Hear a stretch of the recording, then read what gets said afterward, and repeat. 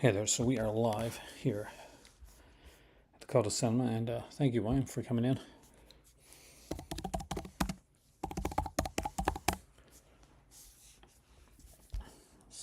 So here we are. Hopefully you can hear me okay, because I am trying to be a little bit quiet because my mom and her boyfriend are upstairs and they're sleeping. But this is a big night for the channel, and I wanted to make sure that we could be here for all this. So just let's make sure that all the scenes are up and working okay, and make sure you can hear me. For those that have hit the like button, thank you so much, because that helps the channel a lot with when you like, share, and subscribe with these videos.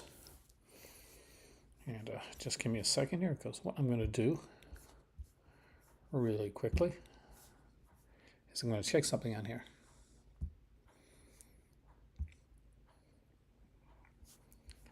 Because, in all honesty, lately it's been a bit of a rough time with the channel. This is going to be the I guess the second month that we are not going to be monetized for the month, or looks like the monetization is not going to be enough that we're going to get a but that is what it is, right? Hi Joseph, hey creepy. I think it's been a lot of channels right now having that issue. So I got some videos that I got today. Well, I got over the last couple of days. I'm going to show you guys. And I got some books I'm going to show you guys because we're going to look at the Mondo Macabre announcements. We'll talk a bit about the announcements there as well. Mark, welcome, man. Yeah, pretty good. We are heading into this is the 18th. I'm here in St. John's. I'm in St. John's, Newfoundland right now, and I'm here to the 22nd. I'm visiting my mom. You guys saw my videos when I visited my dad. So we're going to have a lot of fun with that. Oh, yeah, Warner Brothers. They sold the CW to Nexstar or whatever that was called. And the brilliant minds over there said that they think that the average age for a CW watcher is 58. I'm not even 58. So they think that the average age of the person that watches The Flash and Riverdale is 58. There's a lot of shows getting canceled. It is crazy. Anywho, so I went to my local record shop. I did not plan to go in, but I always like to go in there every once in a while, and they have like when they have box sets and stuff, they're like really cheap. And when I say like really cheap, I mean they're like $3. So there's a series that I've been wanting to get for a while, and they didn't have all the seasons there. But first I'll show you the spin-off series, and then I'll explain to you why what I got and the way that I got it is very important. By the way, let me know you can hear me. I need someone to tell me that.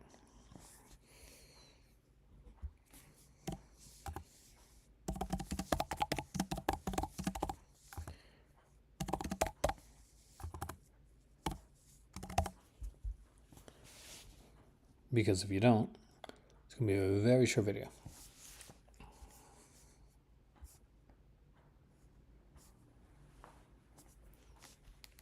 All right, let's start off. Thank you, Chris, with the spin-off series, and let's get one of those things on it. So I picked up this. So for those that don't know, Baywatch had a spin-off, and it lasted for 2 seasons. The first season was a pretty typical detective series, and the second season, which unfortunately I couldn't get, is a batshit insane series about aliens, sea monsters, and stuff like that. But this is Baywatch Nights, season 1, and if you can see right here, this is the German edition. And why is that important? Well, when we get into these, I'll show you. So they also had some Baywatch there. So I got Baywatch season 5. Now, why is it important to have this specific edition of Baywatch? See, there's a lot of releases of Baywatch, like North American releases, Australian releases, releases across the UK releases. But there's one thing that's been an issue, is that there has either been music that has been cut or replaced. There has been, at times, they've widescreened it and put it into the wrong aspect ratio, or they've cut it down into syndicated format so that you're getting a shortened version of the series episodes. And so where does that leave you? Well, it leaves you with Germany. Germany is the only country so far that I know of that has actually put out the series Baywatch exactly as it was when it came on TV. So these releases here are so if you watch it on TV, this is this is what you watched. Like the aspect ratio, the music, the time, it's all in here. And even like episodes, like you might think that there wouldn't be, because there's like episodes with guest stars, right? Like in season 6, right here, where they have Hulk Hogan and Macho Man and all that show up from WCW. So that episode is in here. All of the episodes are in here. All 22 episodes for each of the seasons. Baywatch Hawaii. Baywatch Hawaii is not exactly a spinoff, Alan. It was meant to be kind of a spinoff, but it's actually considered now seasons 10 and 11 of Baywatch. But some people do consider it a spinoff. And they do have the episode guides, which I can't read because, I don't speak German. But the good thing about this is, in case you're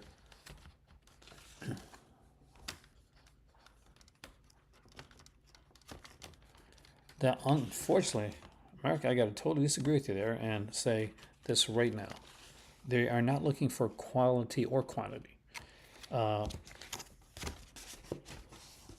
Anyone that decides that they're going to cancel half their shows and cut out half their movies and replace Michael Keaton with Ben Affleck are not looking for quality.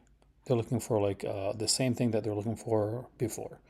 And that is, let's make it more like Marvel. Let's make a quick buck on it. Let's just see what we can do. But Warner Brothers and the stuff that they're releasing, no, not quality. They're definitely not looking for quality. The David Zaslav, who's in charge right now of the whole Warner Brothers Discovery thing, is a hatchet man. Nothing more, nothing less. He's not a mind. He's not a brain. He's somebody that comes in and cuts corners and cuts costs so that he can hit the monetary mark that he needs to hit to get his his payoff. And unfortunately, that's what it comes down to. And that's the sad part, is that Warner, once again, don't have anybody that's in charge that's thinking this in a creative sense, or thinking about creators. That's the biggest thing. They're cutting off shows now because they don't want to pay residual money. A lot of cases, it has zero to do with the quality. Well, you're going to get more of it. Like, here's the thing. Marveled out or not, you don't have to watch. Here's the thing. You don't have to watch Marvel, right? Like, nobody has to. I watched the She-Hulk today. It was really good. It was like literally an adaptation of John Byrne comic series. And if you like the John Byrne comic series, you're going to love it. If you're not a fan of like She-Hulk by John Byrne, like, don't watch it. But if you're expecting anything different from DC under the Warner Discovery thing, you're not going to get it. If anything, this is going to be them trying to ape it a bit more. They'll try to make it a bit edgier and a bit more downbeat. Maybe not as badly done as the Snyderverse, but they'll try to go towards that audience but with it, the right creative minds, which is good. I mean, like, there's nothing wrong with that, like having like the cooler, edgier, downbeat, like dark stuff, right? If you got the right people doing it. When people like you get people like Christopher Nolan or Tim Burton like doing stuff like that, that's fantastic.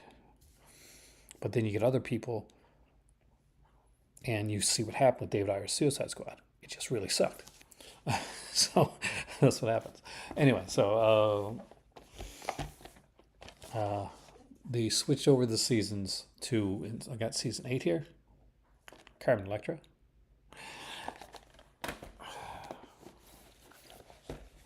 Season 9.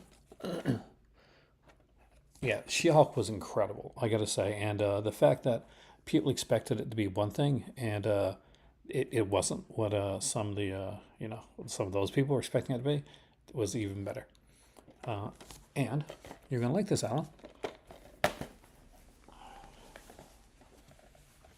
Season 10, or otherwise, Baywatch Hawaii, Season 1. And Season 11, which is Baywatch Hawaii, Season 2. And for those that don't know, that's where Jason Momoa kind of got to start. It is, yeah.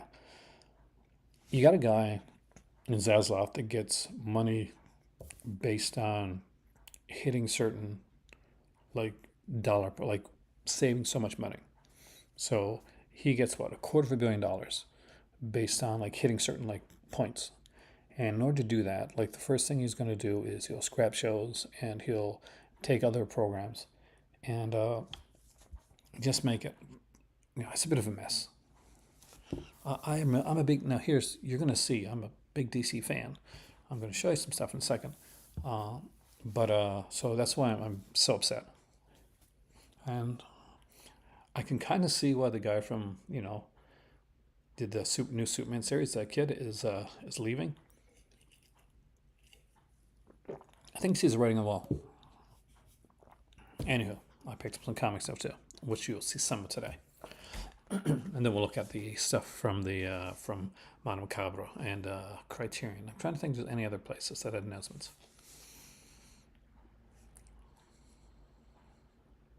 It's really, I do want to see it. I think it's kind of the fact that it's going up to, do I like comics? I do. You're going to see how much I like comics. And I'm part of my thing, Film Watcher, is I got a series called Cult Comics on here, and it's pretty much, it's like half and half right now. It just used to be all Cult of Cinema, but now you get a lot of Cult Comics in there. So I picked this one up here, and this is the Wonder Woman Justice League Volume 1, and I think it's Dan Vado. Yeah, Dan Vado right there. Dan Vado, Kevin West, and Rick Burchett, who were working on Justice League at the time. So it's kind of like a new era Justice League. This collects 78 to 85, Guy Gardner number 15, and Justice League America Annual number 7. I like the fact that it uses the old school like comic book, like actual comics, as opposed to like the more glassy ones we see nowadays. And it just has that cool old school style art. So this is around like 93. Do you own any of the Epic collections? I do. I've got a few Epic collections. I don't have any from here tonight, but I definitely have a few of those. So I found this in my local Dollarama. So you know, this, but it is the Golden Age Starman Archives Volume 2. So for those that are unaware, DC used to do this thing called Archives. It was much like Marvel Masterworks. And the cool and crazy thing about that is that, see this right here? These don't make these anymore. These things no longer exist unless you can find them on the wall somewhere. So this has Early Adventures of Starman from the pages of Adventure Comics from 77 to 102. So here's some of the covers on the back. So this was in like the mid to late 40s. Let's just see the restoration here as well, because it's really good.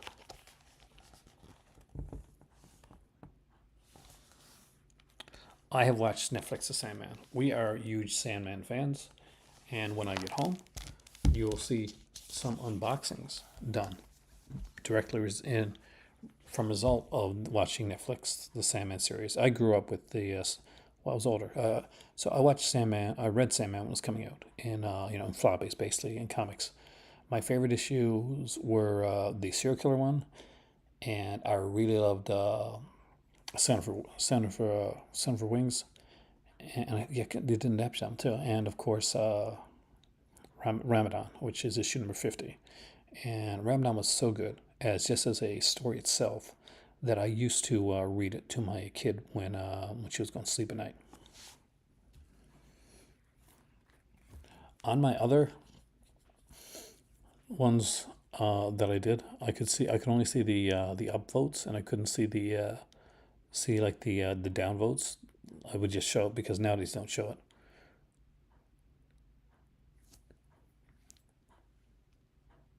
You mean this one?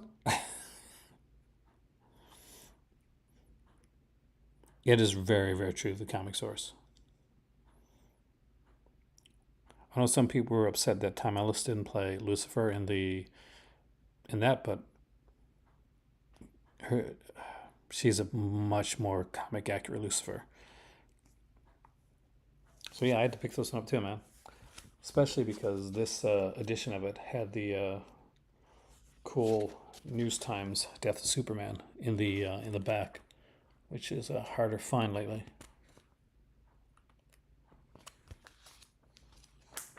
I love the fact when this was being done, right?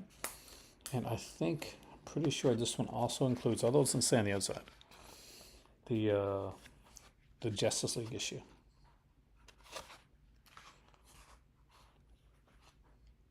It does right here, see?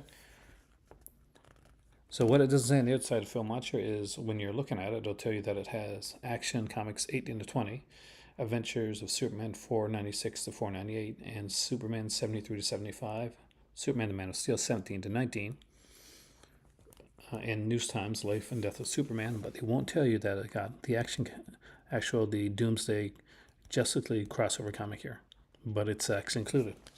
It's not listed on the back.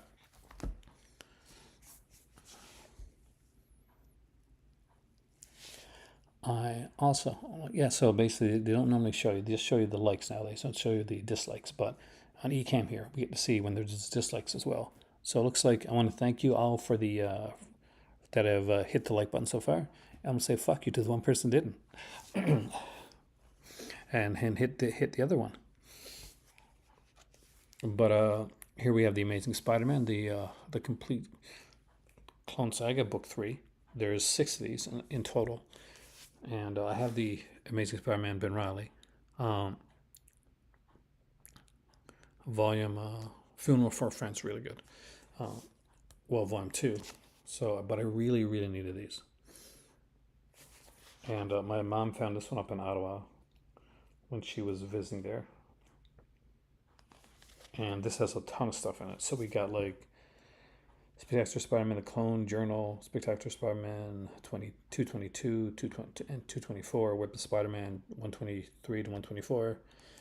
We got Spider-Man 58, Adjective of Spider-Man. We have Amazing Spider-Man 401, Spider-Man Unlimited number 9, material from Amazing Spider-Man 400, Super Special Spider-Man 57, Super Special Spectacular Spider-Man 223, Super Specials Venom Super Special, and Web of Spider-Man Super Special. So there's a ton of stuff in here, and very, very cool stuff. But that's not all, folks, because Film Watch, you are about to see what my favorite type of collecting is when it comes to comics. And that would be these right here. Omnibuses. This is the Peter David, Incredible Hulk with Peter David Omnibus Volume 1. I have Volumes 2 and 3. I had Volumes 2 and 3 already, with the alternate Todd McFarlane artwork cover. It has included in it Incredible Hulk 328, 331 to 368, Spider-Man 44, Fantastic Four 320, and Marvel Comics Presents 26 and 45.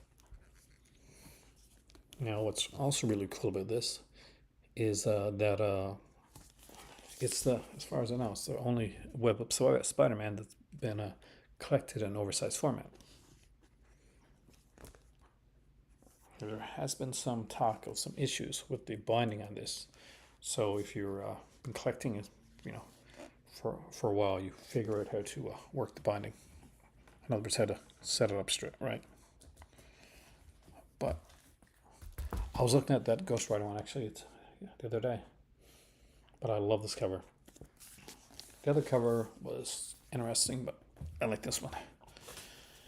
So, if you got volumes 1, finally, of Incredible Hulk, because you missed out on it when it was first came out, and you got the reprint, and then you got volumes 2 and 3, there's really only one place to go.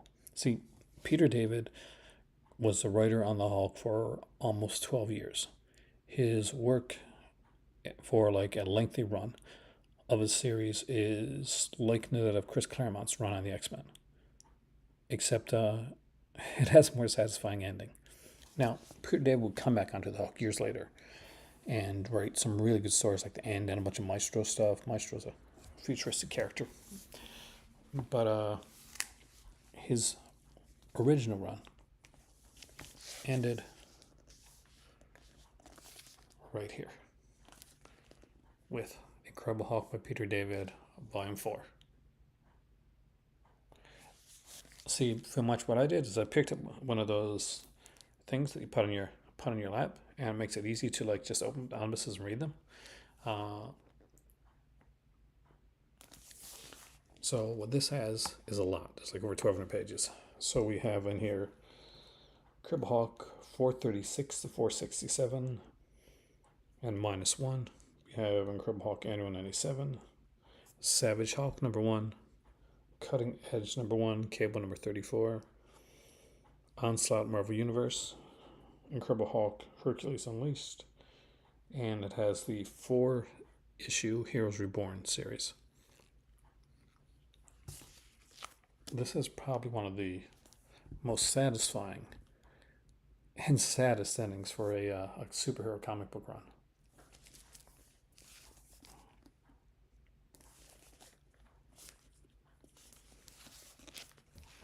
But I got one more. If you watch my channel, you know that I recently picked up House of X, Power of X. So, Hickman's epic start to his run on the X-Men. But what about his run on the X-Men? Well, that was in Omnibus format, actually. Plus, there's an extra story, X Ten of Swords, which you can also get.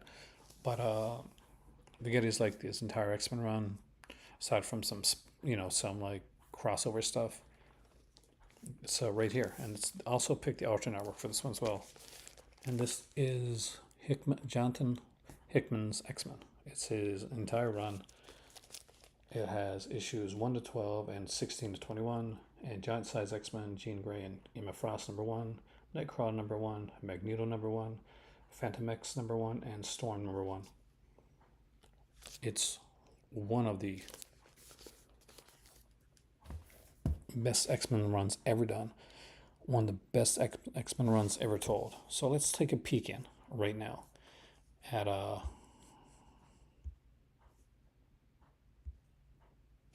so there we go. There's the page that we're looking at right now. It's still that mysterious screen. We don't know exactly when it's going to start up, but we do have some information on it. And so I can see it a little bit better. Let me bring it up here on my phone.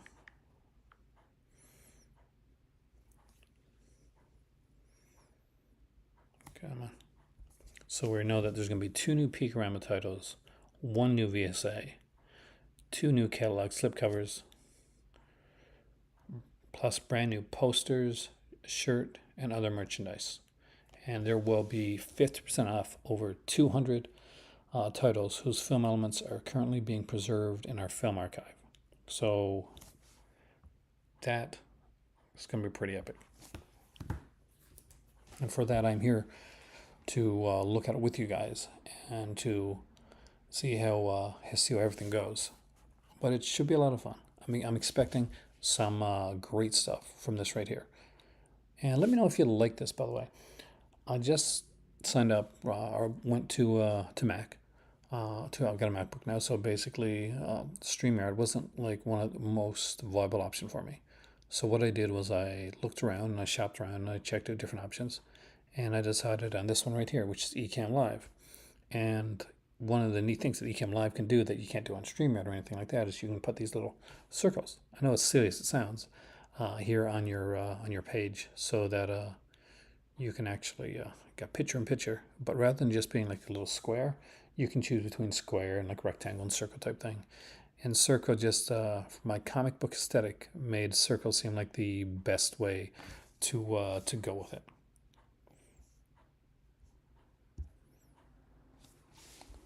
But there you go. I am going to just grab something really quickly.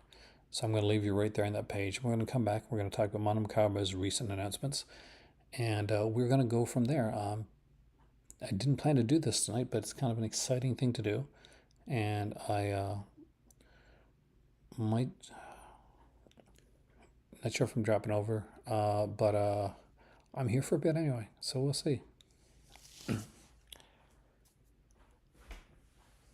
So, as they say in Scream, I'll be right back. It's a horrible version of it.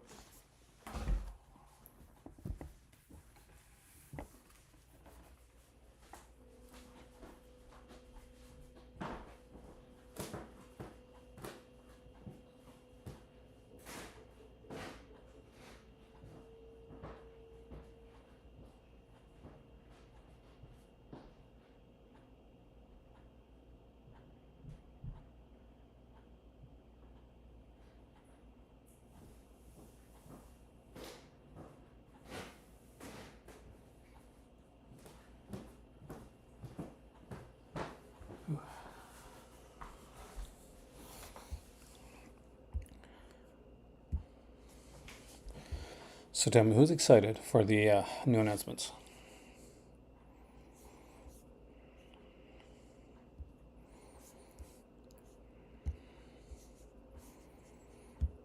Well, let's look at these. We got Haunted Turkish Bathhouse, Don't Deliver Us from Evil, which I do have the DVD edition of, In the Folds of the Flesh, and House of Terrors.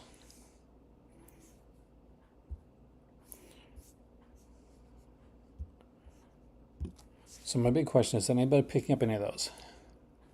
I actually, George, thank you. Yes, I did. My better half's super excited because you know which one she's going to want. So let us bring that up here.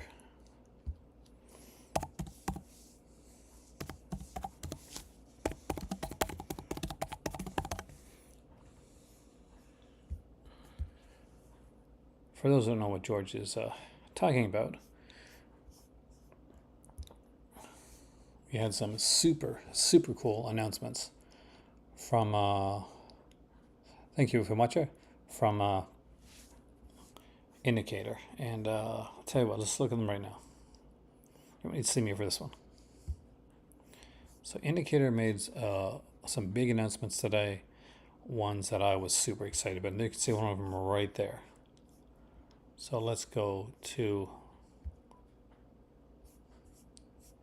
the releases and let's check them out right here. So first off, we have the Big Gun Down by Sergio Saloma, a 1966 spaghetti western with Lee Van Cleef and Thomas Milian. Score by Ennio Morricone. Let me check something here so I can see your messages.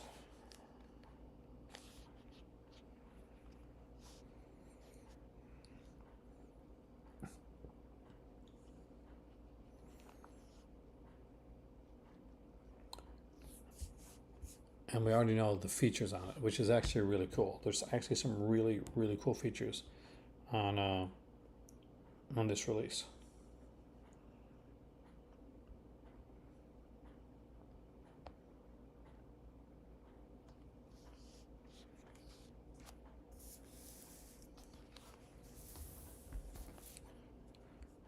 We got 3 feature presentation versions of the film: the 110-minute version, which is the original Italian. We got the original Italian theatrical version presented with both Italian and English soundtracks.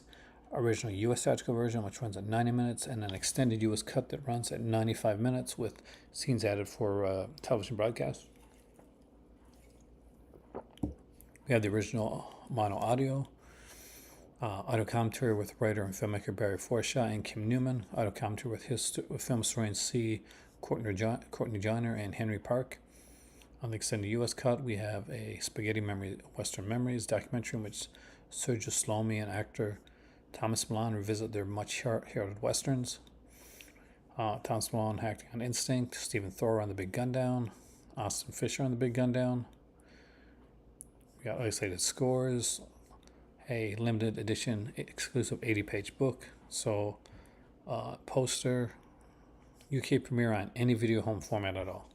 It's not just on Blu-ray, on any format, and that's pretty amazing. But here's the one that both me and my better half are excited about. We are big fans of Santo.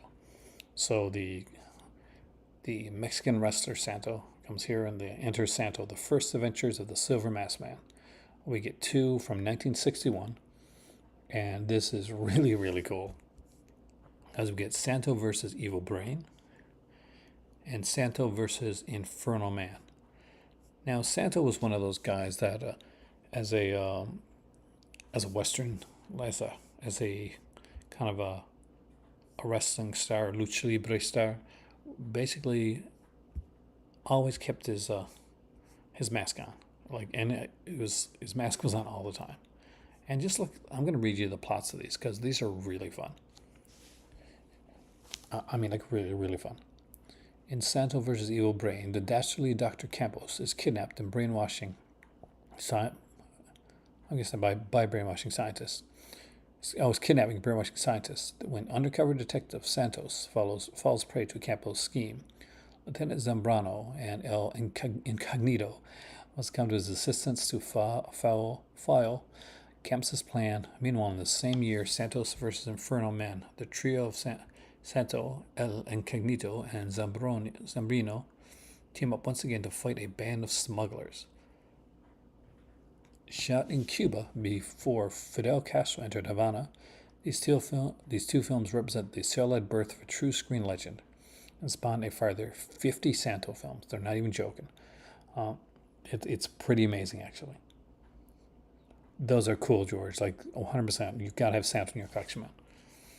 80-page book here as well.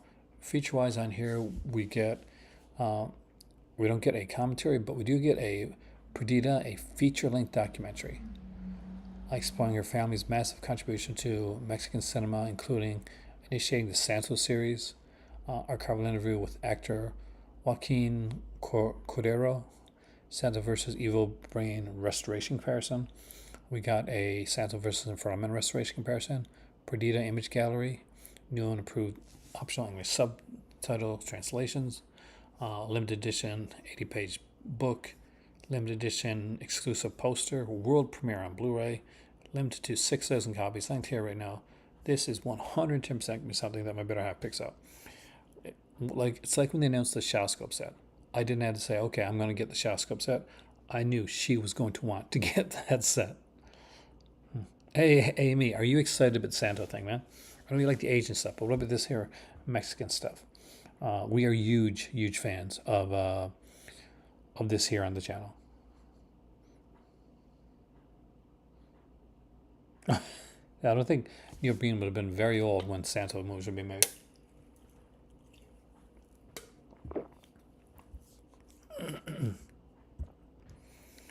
And we have a classic. We have Barbara Stanwyck and Fred McMurray in Remember the Night, which is a fantastic one with written by the brilliant Preston Sturges. He didn't direct it, but he did write it. And yep, simple old school one. Basically, Stanwyck plays Leah Lender, a shoplifter who faces a lonely Christmas in prison, while McMurray's a straight-laced New York district attorney who takes pity on her and organizes her release on bail. After he drives her to visit her family, a trouble-filled road trip ensues and an unlikely romance blossoms. So Very, very cool stuff. We got an audio commentary here with film historian Adrian Martin. We have Jeff Ander on Remembering the Night, Pamela Hutchinson on Barbara Stanwyck, a Lux Radio Theater adaptation of the program with McMurray and Stanwyck reprising the roles. We got another adaptation of it with McMurray and Jean Arthur taking over the Barbara Stanwyck role. We have Hollywood Victory Canteen, a short promotional film with Barbara Stanwyck, and some others, including Humphrey Bogart, Bing Crosby, Bob Hope, Betty Hutton, and Alan Ladd. We've got an 80-page book with this one as well. We got an exclusive poster, UK premiere on Blu-ray, and this one is limited to 3,000 copies. AH, welcome, man. Greenwashing. That'll be interesting. And let's look over and see. Cause it's another half hour, so right before we get to the website.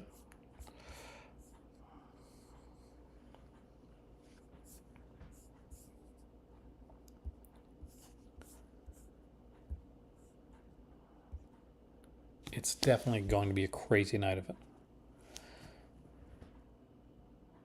Is anybody like anticipating anything coming up that they're excited to get or excited about?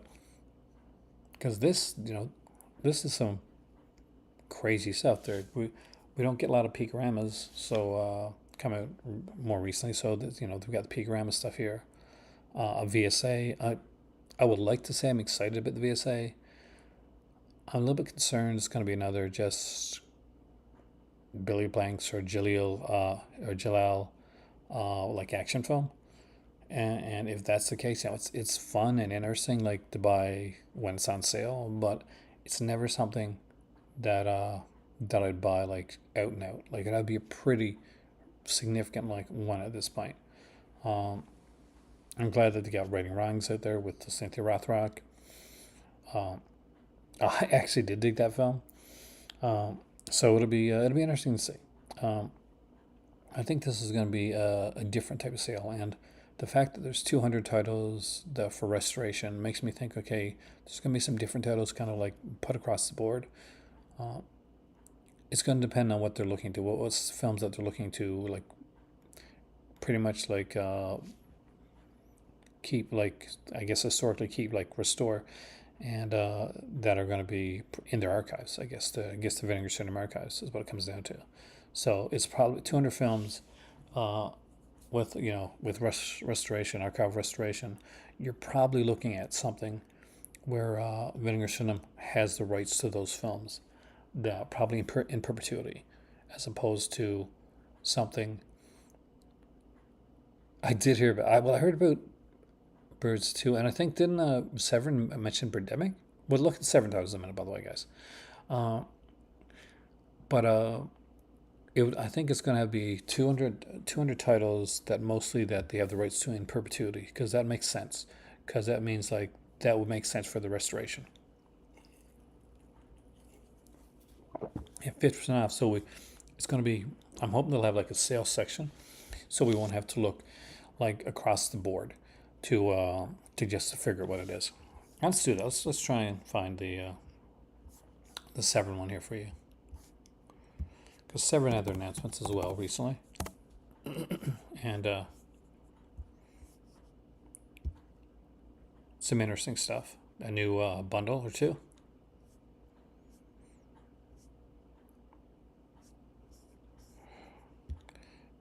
I hate all of these here messages. We'll look at the other stuff here, like the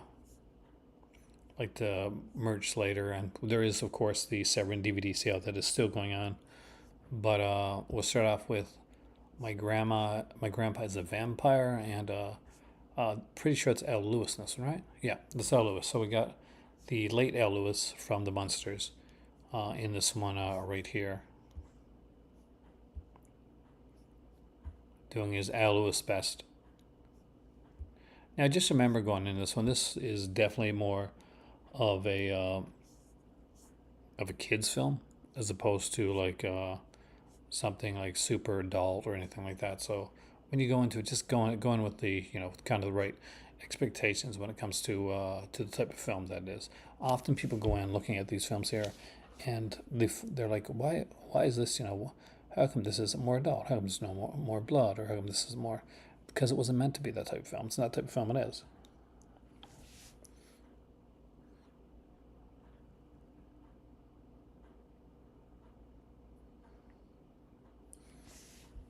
Hey, Jacob, welcome, man.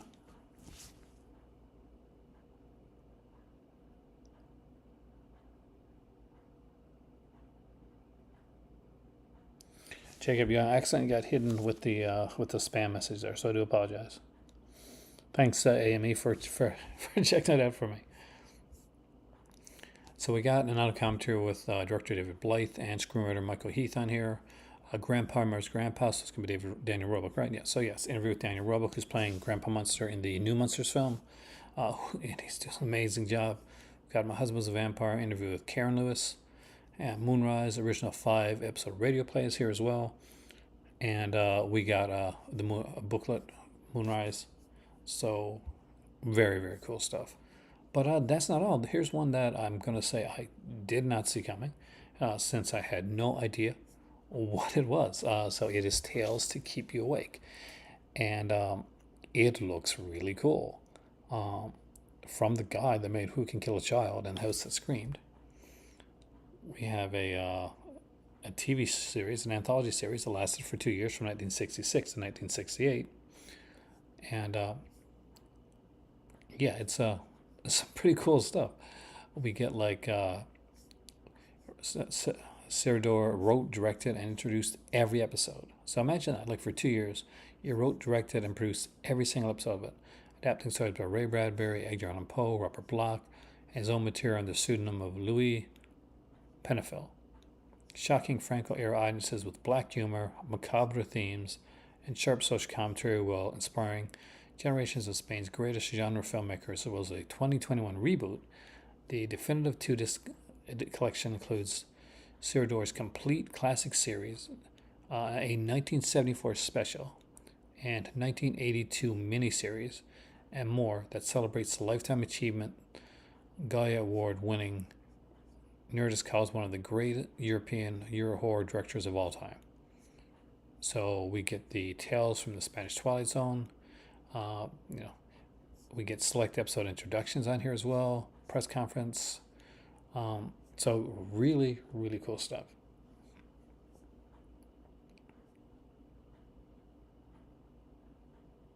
I got one coming to you. You just missed it. It was earlier on.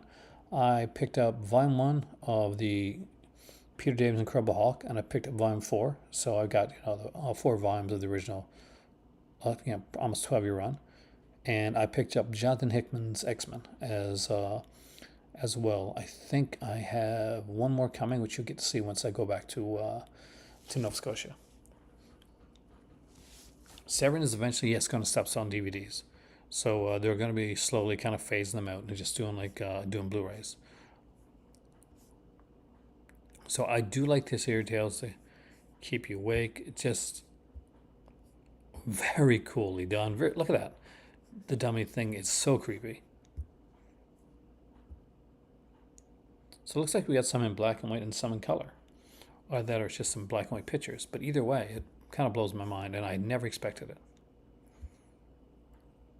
And we have here the Plague of Zombie trilogy. From Intervision, of course, because this is a shout and video thing. And this is where you go. And actually, Blu-rays. Am I the only person that wish Intervision would stick with DVDs? Because that's kind of where they started at, so it's kind of why we want it to go. But we got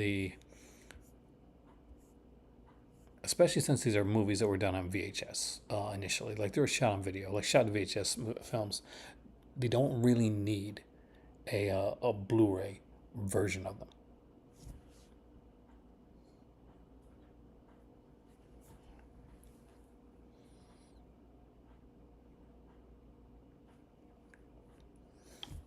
But we got A Million Zombies, the story of Plague Zombie, the animated mini fairies, 8 short films, Plague Zombie trailer, Plague Zombie Zona Mutante.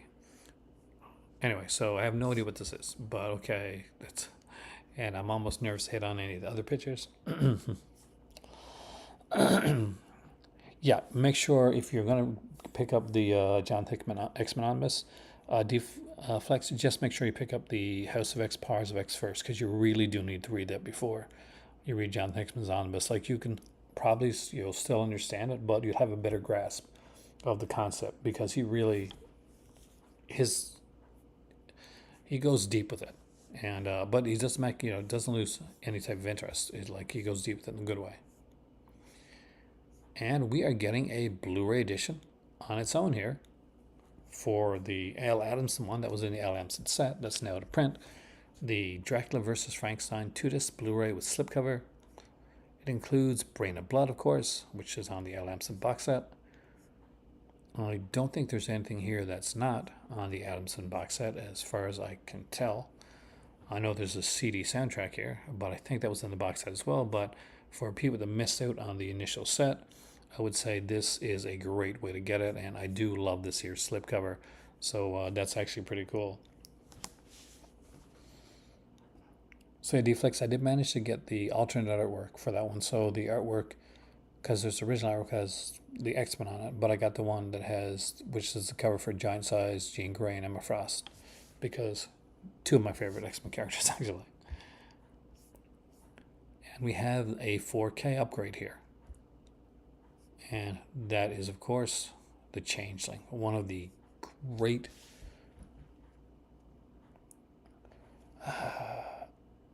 it gets, honestly, you can probably take a break a bit.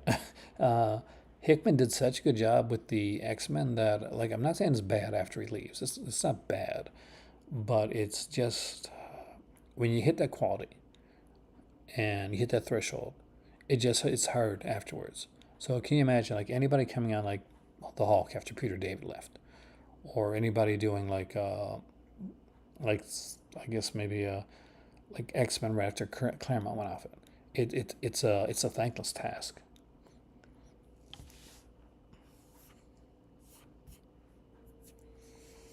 We have here the Changeling, a new 4K edition of this one here. The CD soundtrack's included with this one, and all the features from the other release, but this is now a 4K edition. I always go for the DM variants if I can, unless I don't like it. But like, I've Incredible Hulk Volume 1, I went for the Todd McFarlane DM variant, and for Incredible Hulk Volume 4, I went for the Andy Kubert DM variant. It's nice to see, like, a nice 3-disc edition for the Changeling. Now you can get like a bundle here as well. Unfortunately, the ball's not included, but you get the Changeling 3-disc 4K UHD, and you get the T-shirt, the Changeling T-shirt here, as well. I'm actually surprised, because I'm sure they got a lot of those little red balls still hanging around. They could have put it into the bundle. Would have like pleased some people. May have got some more bundles sold. And of course, as always, there is the bundle for everything. And it's actually pretty cheap this time around. It's only $149. You get the Changeling on 4K. You get Dracula vs. Frankenstein with the slipcover double feature and CD. Changeling includes the UHD, the Blu-ray disc, CD, plus the slipcover. My Grandpa's a Vampires. It's US Blu-ray premiere, and the 2 Blu-ray set, which I think is a big thing for this here month. Tales to Keep You Awake, and we got Zombie Plague as well. So there's the thing. So there's that. There's that too.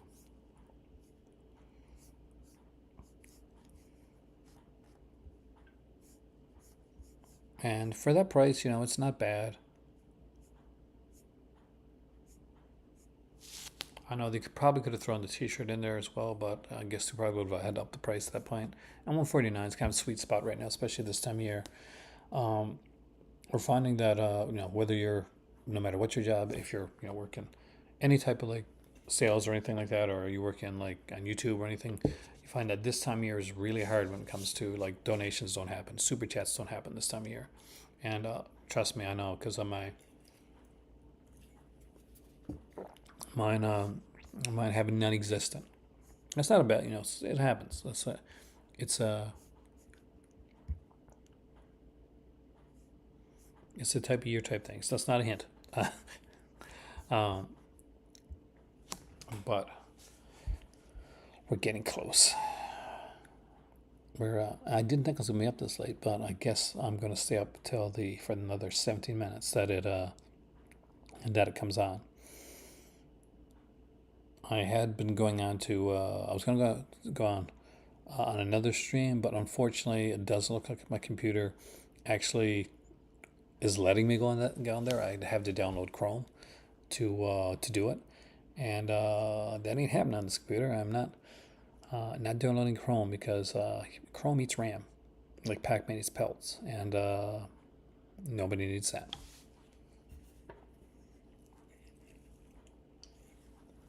I want to thank you all that have hit the like button. I really appreciate that. We're getting closer to that time. Not yet, man. I wish. Right now, though I'm on vacation right now, so I'm wearing my vacation shirt, and I am in St. John's. This is my mom's house. My mom and her boyfriend. And before, if you saw my videos on Patreon, then I was at my dad's in Corner Brook, and now we're right here in St. John's, Newfoundland. And I've been having it's been pretty fun. I've picked up way too much stuff, including, and I'm super stoked with this, the German editions of Baywatch. This is Baywatch Y right here. Because if you ever want to pick it up, make sure that you at this point anyway only get the German editions. Don't buy the North American. Don't buy the Blu-rays. Don't buy any of the those complete series ones, because you're going to get a truncated version of the show. Hey there, Dustin. Welcome, man. We are getting excited about the whole thing here. Justice Comics.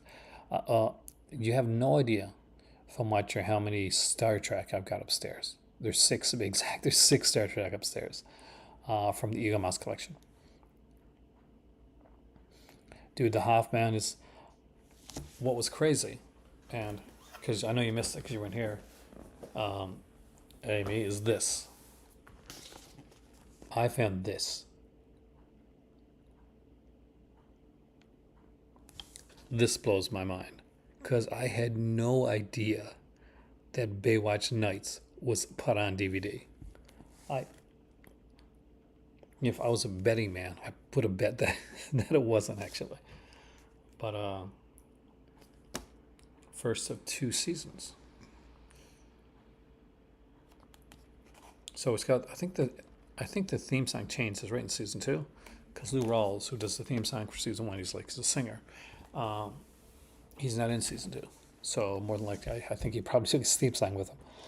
But it's David Hasselhoff, Angie Harmon from Law and Order, Donna D'Erica, who would go on to be on Baywatch afterwards, actually,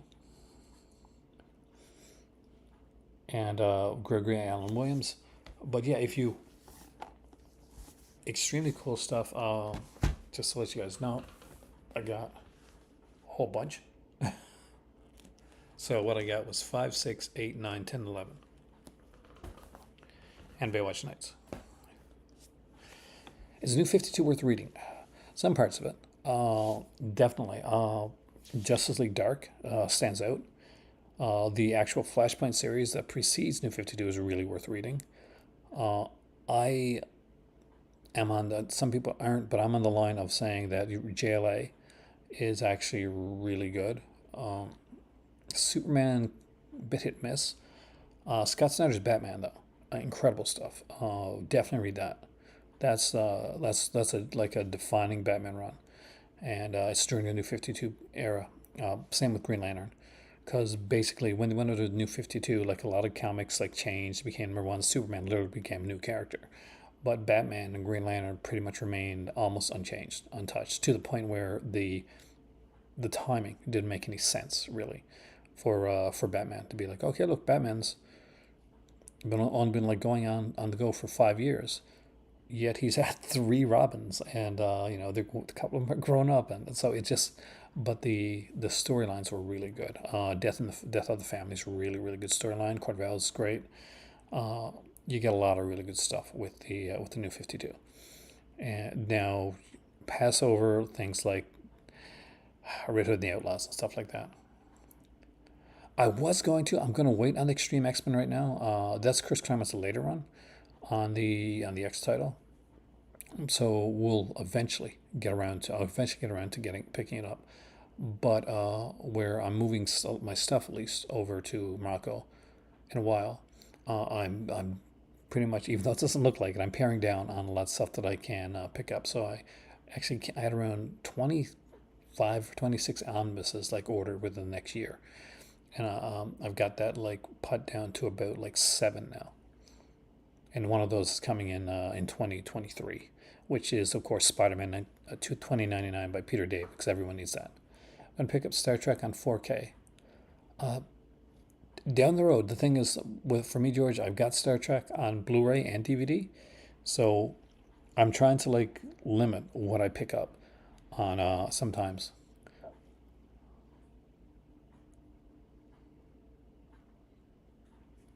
You got to be yeah. Asian Movie Enthusiast, by the way, guys, is one of these guys that does amazing stuff. So his playlists, his playlists are great.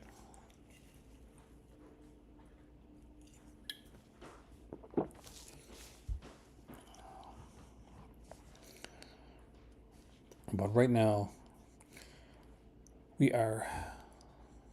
Oh no, I haven't read much of Extreme X-Men. What I did read, I liked, but I gotta. I wouldn't be able to give you a recommendation either way. My Claremont like run that I remember is like the original Uncanny X-Men run. She-Hulk was amazing. Yeah, I've got to give the obligatory look, and obviously, well, She-Hulk is literally does it's the John Byrne run. It's that's what they're doing. They're doing the John Byrne run. They'll probably throw a little bit of Don Slott run in there. I don't see getting much of the Peter Dave run. That's when She-Hulk becomes like a bounty hunter. So we're gonna stick with kind of like the Attorney Law She-Hulk.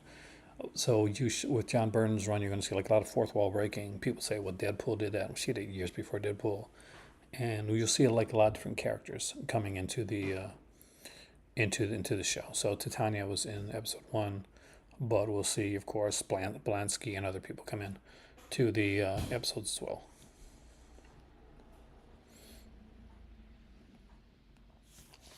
But it's hilarious, and it just goes to show what a great like comedic timing like what Titania has, and also that Mark Ruffalo has as well.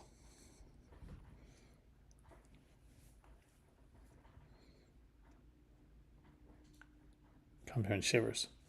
How close are we to the time? We are 9 minutes away. Oh my god! Dude, did I have that right? Is that we like 9 minutes away from this from the announcements? Hope I got that correct. Oh, paused. And now you listen to my commentary. But Shivers is fantastic. I literally love that film. I'm not sure why I need the word literally for that. I love that film. What a waste of a word. I had literally there. You know, editor Aaron, like, just cringed a bit inside.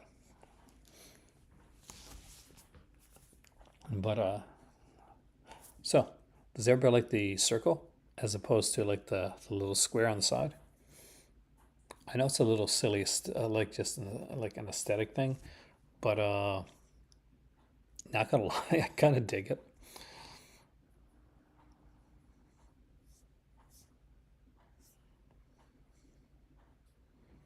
Shivers is super creepy, and super ahead of its time too. When you really think about it,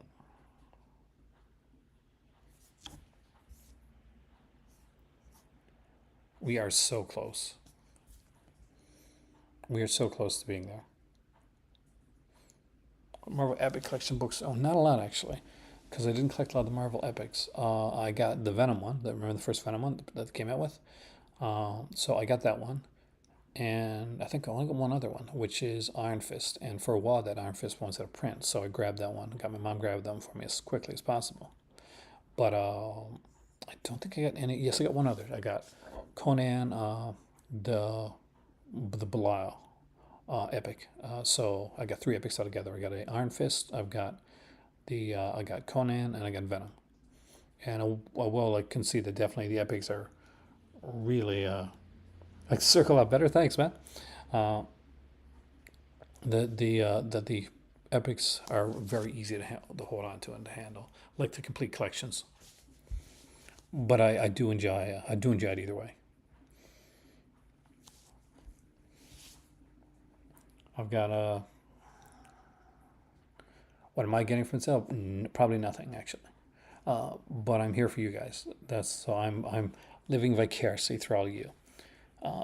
Because if I'm moving some stuff out and say we just like if I end up like here for a little bit or somewhere else for a little bit, um,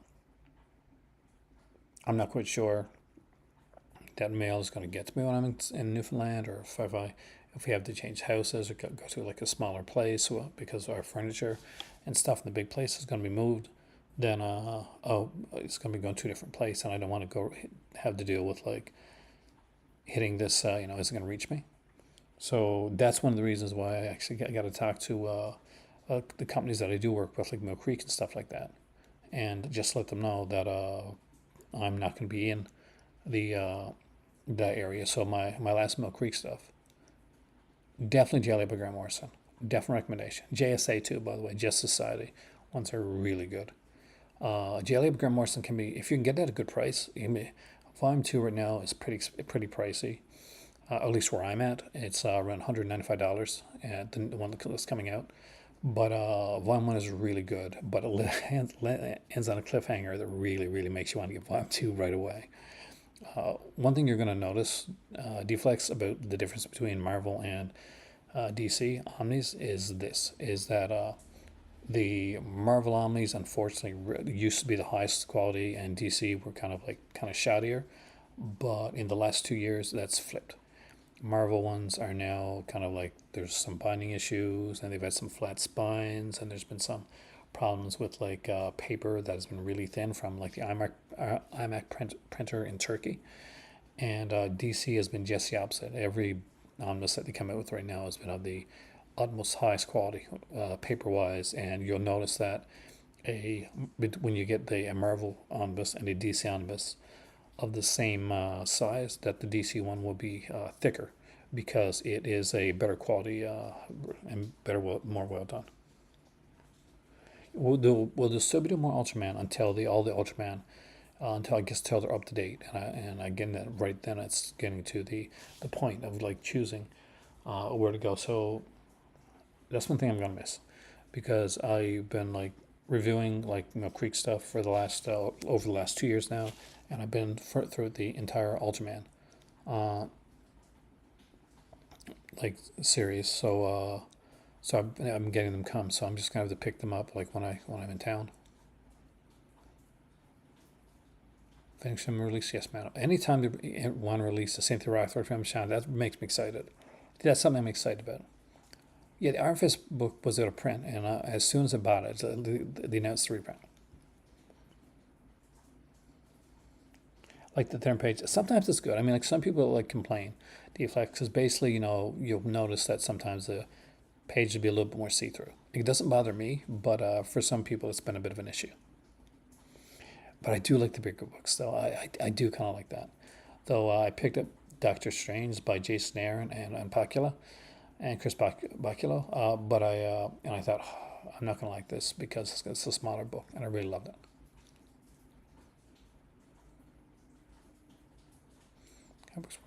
Which one would have loved to own? What comic would I love to own in my collection? In all honesty, not so much like, obviously, like I used to have the first Fantastic Four, George. I had the first 4 issues, like the original issue, not reprints. But for me right now, I would say if I want anything in my collection, they would. But the thing is, when I eventually move, Deflex, I'll be moved to Morocco, and I'm not going to be asking them to send me things out like that far. So I'll still be doing like review stuff, but I don't know if I'll be getting stuff there. I'll probably just say, I'll definitely still review stuff, and I'll definitely still promote stuff, because out of every company that I've worked with, I'm going to be completely honest and say that Mill Creek has definitely been the easiest one to work with, the most fun to work with, and just did some of the greatest, some most interesting stuff, the most variety. You could be getting like documentaries, 80s films, 90s films, comedies, sci-fi, action, horror, like sets, TV shows, and whereas some places would be like, okay, well, if you get, we want to make sure you get this many views, or do you have like a website to attach to it? Their Mill Creek was always been really, really good and so easy to work with. When I didn't get my releases about a month ago, actually 2 months worth of releases, I contacted them, and there was no like it's past the date. I can't get it to you, or no. Within the next day, they had it sent out, and as you guys saw on my channel, I unboxed them, and I'll be reviewing them when I get back to Newfoundland. And I got to give a big shout out to Mark from Movie Palette. He sent out. Actually, I'm just uploaded the film archive tour video on the YouTube page. Ooh.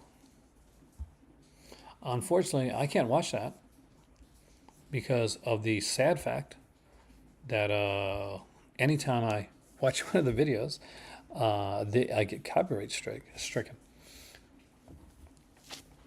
By the way, Pretty Little Liar, the series ended tonight.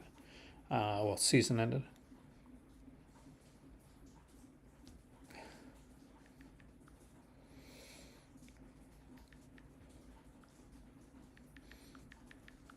My daughter's watching Pretty Little Liar right now. It's like really like rainy and stormy here, so I'm actually very surprised it's going through. Watch some Stuart Gordon with King of Ants and Edmund. I don't remember King of Ants, so I had a really cheap copy, like King of Ants, Maddie. It was like very cheap. DVD of that. If it's the one I'm thinking about. Where are we? Oh, it's 1:30, so it should be on there. Oh, it's 1:31, right? Bloody hell. 1 minute away, guys. If you guys see it come up before I do, let me know, because sometimes you never know. We'll see what the excitement level is once we get to it. But we are almost there. We are moments away from the Vinegar Syndrome archive sale. Literally moments away. And I'm getting ready to hit that button again and see what we got.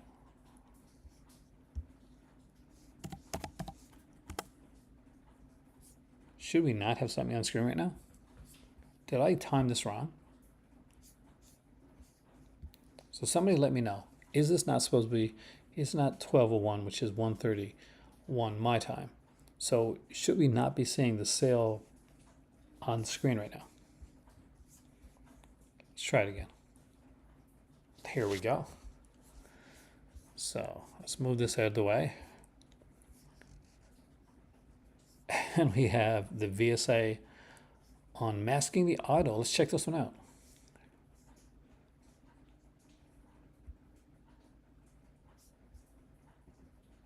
Masking. Eric, do you know this one?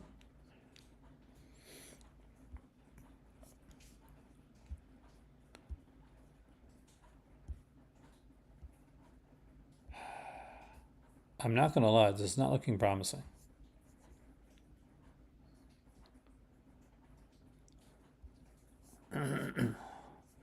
But here we go. Let's read it. Let's find out what this is. Duncan Jacks is a world-renowned secret agent and expert ninja. When he's not saving the world from international terrorists, he spends his time training in martial arts with his baboon sidekick, aptly named Boone. However, Duncan's new mission may be the most dangerous of his career, when he is tasked with stopping the sale of atomic weapons and defeating a mysterious mass supervillain only known as the Scarlet Leader. If successful, not only will Duncan escape with his life and save the world again, but he will become rich beyond his wildest dreams. EO Studios, directed by the guy did the Pamela Anderson movie Snapdragon. Thoughts, guys? It is a baboon in a ninja suit. Got a 68-minute documentary. I'm gonna say this seems like a bit of the a bit more of the usual for VSA. So I'm not too impressed. The Young Like It Hot, Sweet Young Foxes, Peakorama 4K release. So this one's getting its 4K release for the first time. Got Pandora's Mirror as the other Peakorama. So Young Like It Hot, Sweet Young Foxes. I think this wasn't this released before, but has a but this is a 4K release of it. So VS Fest is we got Trashy Lady. This was an excellent film. Teacher Lynn, adult film. Blue Ice again is a really good movie. Sea of Writhing Flesh, the shirt, and Sea of Writhing Flesh, the screen print. We got a Silver Fall variant and a Gold Fall variant. Starlight Sunset, Corruption, purple variant screen print, Jungle Blue limited edition screen print, and a VHS of Jungle Blue. So where's the sale items at? Let's just see if we can just click on and find out. Maybe this is going to bring us to the sale.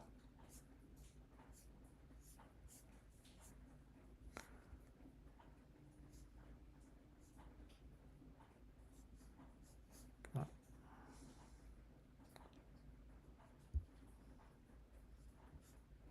No, this is limited editions. Where's the sale items? This would be like 200 sale items there. Do we just have to look through it?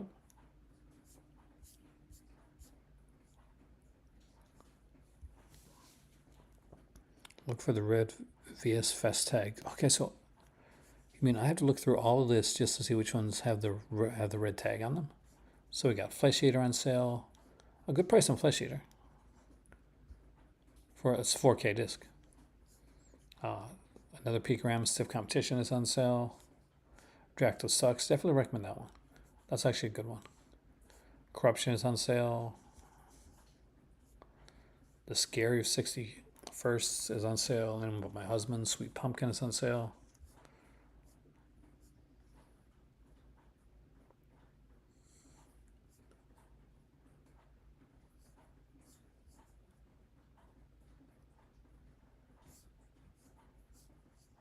Yeah, I'm a bit like peeved that I gotta look through all these to see. Yeah, for $24, Flesh Eater is not a bad price, man. Debbie Zell's birthday. Here's one I definitely recommend. So if you've never picked up Terminal on it, it's a really good movie actually.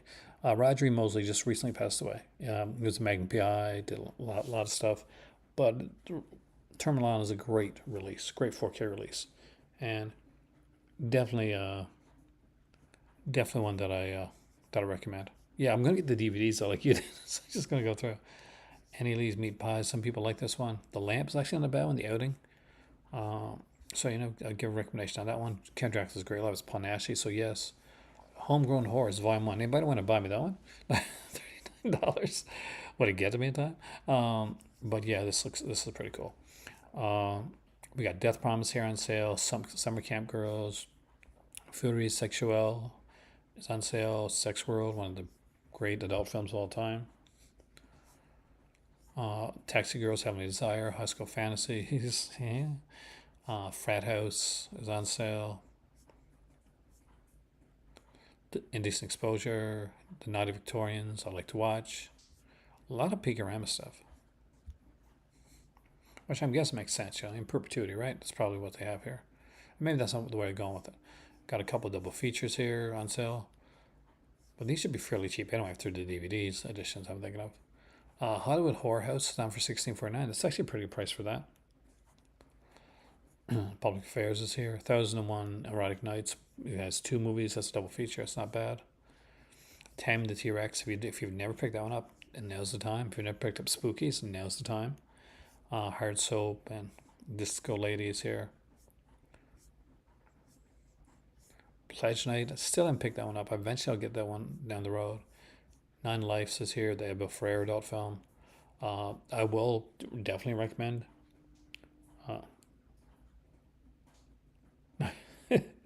Although I wouldn't get to me in time to judge anyway, but I appreciate the thought. Mascara is here, and that's a really good one. That's very much a French New Wave style of film. Pink Ladies is here. We got Tinseltown, Climax of Blue Power. Some of a roughie. I'm not big on the roughie ones. Battle for the Lost Planet, Mutant Worlds, an interesting one. Bride's Initiation. I would say Blood Harvest if you don't have it. Definitely recommendation of that one. Picaramas, to each other. The Wonder Woman's actually not bad. I actually kind of like that one. We got Showdown here, Liquid Assets.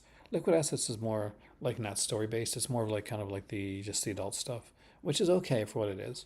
House of the Dead's not bad. Miss Magnificent, it's what it is. It's an adult film. But I will recommend some adult films when I think they stand out, right? Naughty Network's okay. Grave Robbers, yeah, that's pretty cool. Pets I really liked. I know some people aren't into this one, but this is one I really, really dug. Such a Cinda, Cindy, Terra is not a bad one, actually. Got Naughty Girls Need Love too. Her name is Lisa. It's actually pretty cool. Little show-offs, fashion laces. So, a lot of like adult stuff here. This almost seems like their February sale. You know what they do in February? Demon Wind's really good. I definitely recommend Demon Wind. You got some very cool stuff when it comes to this release right here.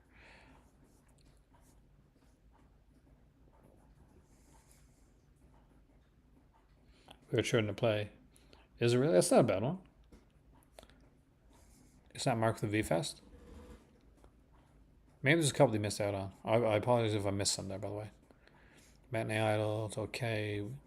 Sweet Sugar, definite recommendation on Sweet Sugar. That's a good one. I really like that one. Got Red Mob here. I thought hers was on sale. That's a good one.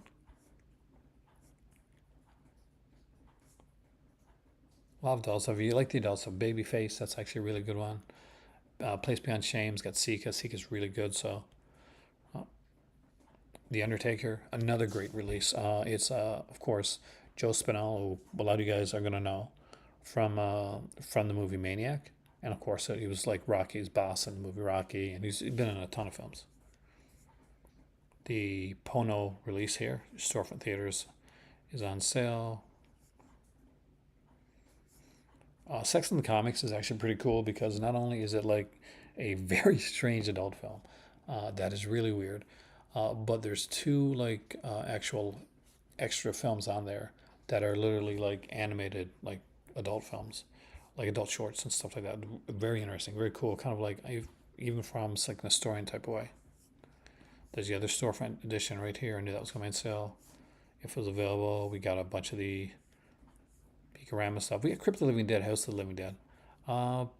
That's pretty cool. Actually, I have the Blu-ray this one when it came back in print a while back. Erotic Adventures of Candy, Candy Goes to Hollywood's double feature on Blu-ray. Pretty Picture Trilogy. Anybody that collects these type of films should definitely have that in their collection. It should be on your shelf, as should 290 Say No. This is a really good one, actually.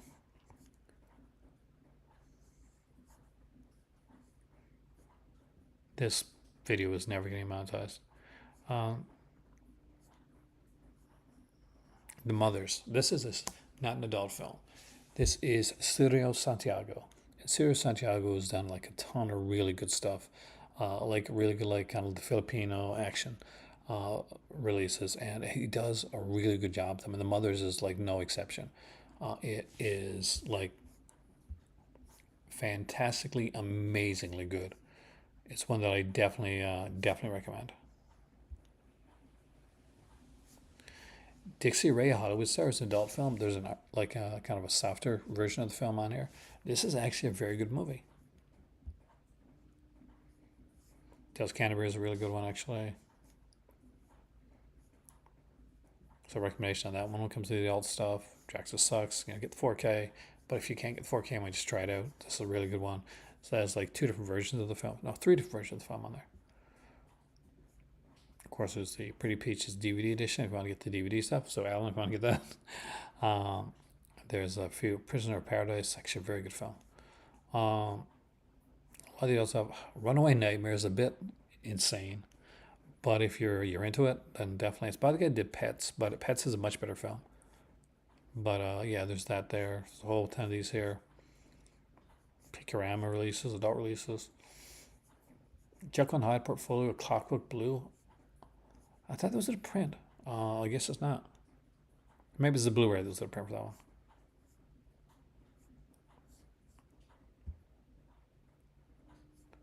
So Fanny Hill, the Phantom Gunslingers here. Candidate, Johnny Gunman. First Timer and Babes are actually have that one. It's in Morocco. Night Train to Terror. Really, if you don't have Night Train to Terror, you know, everybody's got something to do. Everybody but you. Make sure you get that one. That was the first Vinegar Syndrome title I ever bought, and it's the one that turned me on to Vinegar Syndrome in the first place. And if you want to know a really good driving collection double feature to get, I'm going to show you a Sirius Santiago double feature right here. It is Death Force, the Vampire Hookers. It is way better than it sounds and looks. It is so good. We got John Carradine, the Vampire Hookers, and it is so cool. We got the Ted V. Michaels Doll Squad and Mission Kill Fast here. So some very good stuff.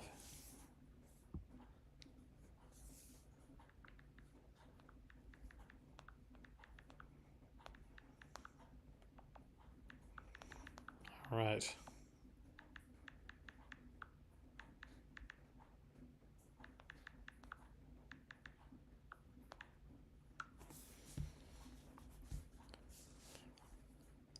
But my thoughts on this is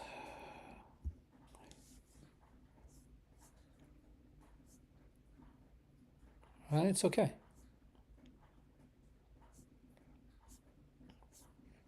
If you're looking to get like a bunch of the adult titles, then it's definitely okay. I mean, I wouldn't say it's great or fantastic, but there you go. I actually have to get up early, so I have to go to bed now.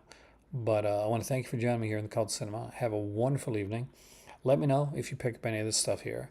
The VSA still kind of underwhelmed me a bit, so we'll see. Maybe it's better than I think. But we'll check it out really soon. So anyway, my name is Aaron. Thank you for joining me here in the Cult Cinema, and I will see you here next time.